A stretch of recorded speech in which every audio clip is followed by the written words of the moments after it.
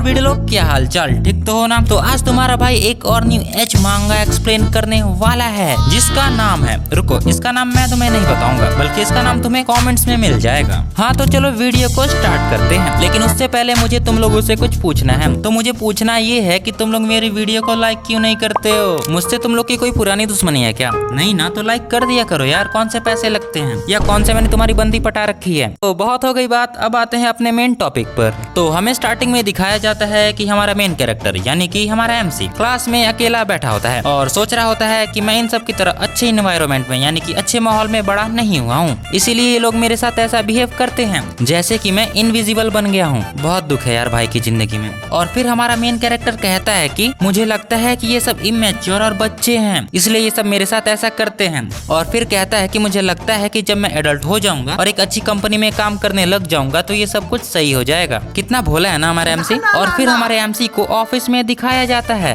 जो कि फाइल्स लेकर जा रहा होता है, लेकिन अचानक से वो किसी आदमी से टकरा जाता है और उसके सारे फाइल्स और डॉक्यूमेंट्स उसके हाथ से छूटकर गिर जाते हैं। और फिर हमारा एमसी उस आदमी को सॉरी बोलता है, लेकिन उधर से कोई भी रिस्पॉन्स नहीं आता है। और फिर हमारा एमसी अपने फाइल्स को उठाने लगता है, लेकिन फिर दो लड़कियां उसके डॉक्यूमेंट्स पर पैर रखकर जाने लगती हैं, जिसे देखकर हमारा एमसी गुस्से में आ जाता है और फिर बोलता है, ये बेवड़ी अंधी है क्या? इतना बोलते ही वो दोनों लड़कियां हमारे एमसी को घूरने लगती हैं, जिसके बाद हमारे एमसी की फट जाती है। और फिर हमारा एमसी कहता है, नहीं कुछ नहीं हुआ। फिर सारे ऑफिस में हमारे एमसी की ही बातें होने लगती हैं कि ये भोंदू सी शकल लेकर ये लड़का बीच में क्यों खड़ा है। तो इतना कुछ सुनने के बाद हमारा एमसी टूट जाता है और कहता है कि यहाँ भी मेरे साथ ऐसा ही हुआ, कुछ भी नहीं बदला, साला मेरी किस्मत ही गधे की टावर से लिखी हुई है। लेकिन तभी वहाँ टीम लीडर की एंट्री होती है और वो हमारे एमसी जिसका नाम जंगवू है और पूछती है कि तुम यहाँ क्या कर रहे हो। फिर हमारा एमसी अपने लीडर को देख के शॉक हो जाता है और कहता है कि कुछ नहीं मैम, वो बस मेरे कुछ डॉक्यूमेंट्स नीचे गिर गए थे,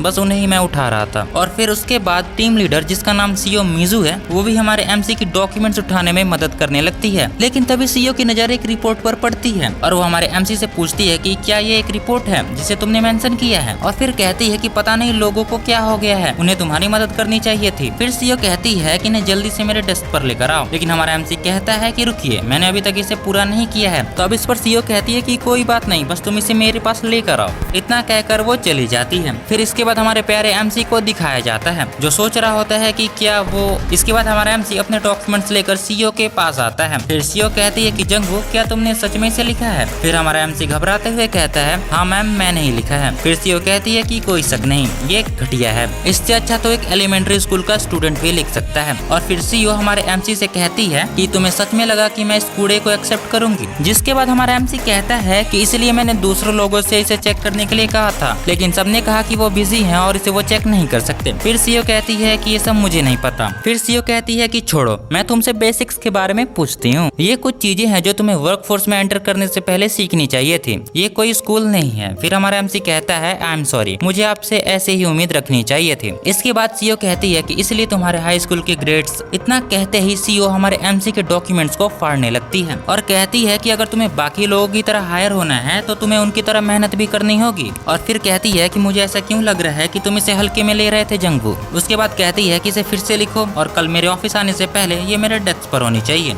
समय से इसे बना लेना। फिर कहती है कि समझ गए तुम। फिर हमारा एमसी कहता है, हाँ मैं समझ गया। लेकिन तभी वहाँ एक और लड़की की एंट्री होती है और वो कहती है, टीम लीडर। फिर इस पर सीओ कहती है कि ये साइना, बोलो क्या हुआ। उसके बाद हैना कहती है कि कल हमारी एग्जीक्यूटिव के साथ मीटिंग है और यहाँ इस एजेंडे में एक और चीज शामिल है। लेकिन तभी हैना की नजर सीओ की स्टॉकिंग्स पर पड़ती है जो कि फट गई थी। फिर सीओ से देखती है और कहती है कि ये कब फटी। उसके बाद सीओ हमारे एमसी को आवाज लगाती है, हे जंगू, और कहती है कि तुम बाहर जा रहे हो तो इसे भी लेते जाओ, इसे भी बाहर ही फेंक देना। ये लो। ये सब देखकर हमारा एमसी शॉक में पड़ जाता है। तभी सीओ कहती है कि क्या कर रहे हो, मेरे हाथ दर्द कर रहे हैं, जल्दी से इसे लो। हमारा एमसी स्टॉकिंग्स को देख ही जा रहा था। उसके बाद हमारा एमसी सीओ के स्टॉकिंग्स को लेकर डस्टबिन में फेंक देता है और कहता है कि मुझे समझ जाना चाहिए था कि वो मुझसे इतने प्यार से पेश आ रही है तो जरूर कुछ गड़बड़ है, लेकिन मैं जड़ बुद्धि इतनी सी बात भी नहीं समझ पाया। उसके बाद नेक्स्ट सीन में दिखाया जाता है कि हमारा एमसी कंप्यूटर पर काम कर रहा होता है और कहता है कि कितना ज्यादा प्रेशर है भाई, और मैं क्या करूं जब मुझे यहाँ कोई कुछ बताने वाला ही नहीं है। और फिर गुस्से में कहता है कि वो कम्युनिस्ट सीओ, उसने सबके सामने अपने स्टॉकिंग्स उतार दिए और मुझे फेंकने को कहा। और उसके बाद कहता है कि that was the last fucking beach. इसके बाद दिखाया जाता है कि सीओ टेबल पर लेटी होती है और एमसी कहता है कि मैं ये सब तुम्हारे लिए क्यों कर रहा हूँ। उसके बाद सीओ हमारे एमसी से कहती है कि क्या मैं तुम्हें कमी नहीं लगती देखती हूँ जंगवू। उसके बाद हमारा एमसी सीओ की अंडरगारमेंट्स को हटाने लगता है और उसके बाद आगे क्या हुआ आपको तो पता ही होगा। तो इसके बारे में हम नेक्स्ट वीडियो में बात करेंगे। मुझे पता है आपको यहीं से मजा आने वाला था, लेकिन कोई बात नहीं, मैं जल्दी इसका पार्ट 2 लाने वाला हूँ। तब तक आप थोड़ा वेट कर लो। और आपको हिनाटा की एच मांगा एक्सप्लेनेशन वीडियो देखनी है तो आप ये वीडियो देख सकते हो। मैं आपको वहीं मिलूंगा। Bye bye.